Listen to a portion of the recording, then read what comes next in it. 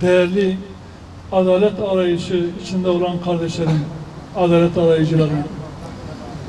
Gecenin bu saatine kadar adalet arayışına devam ettiniz. Bu adalet nöbeti yaklaşık 3,5 yıl devam etti ve nihayetinde kısmen de olsa adalet yerine geldi diyebiliriz. Eksik ve nakıs bir adalettir.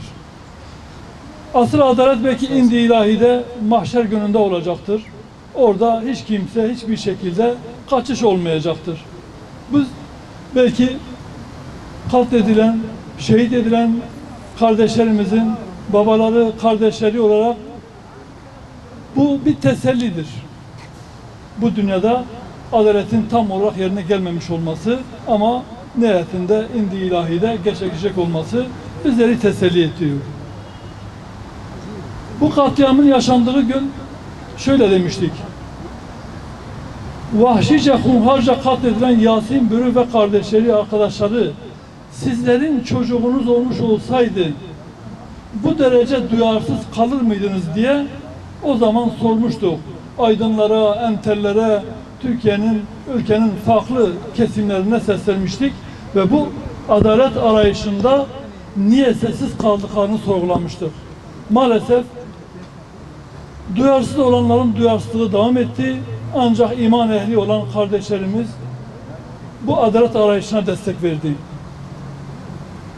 Yine bu davanın belki en eksik taraflardan bir tanesi bu vahşice katliamın yapılmasına seyirci kalan, yardım çağrılarına cevap vermeyen güvenlik güçleri içindeki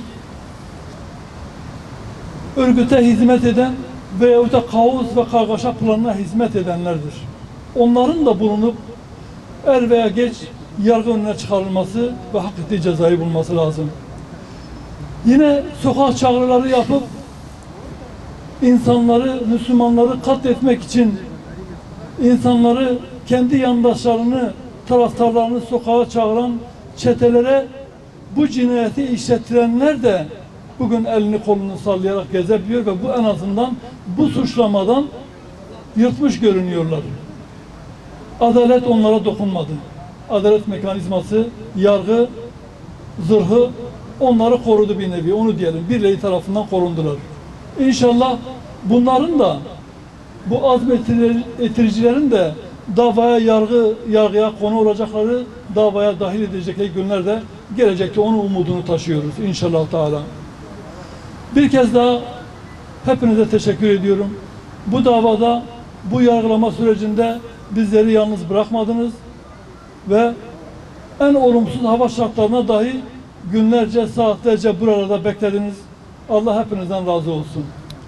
Emin olun bu kararın çıkmasında da sizlerin bu davayı takip etmenizdeki ısrarınız, adalet arayışınız etkili olmuştur.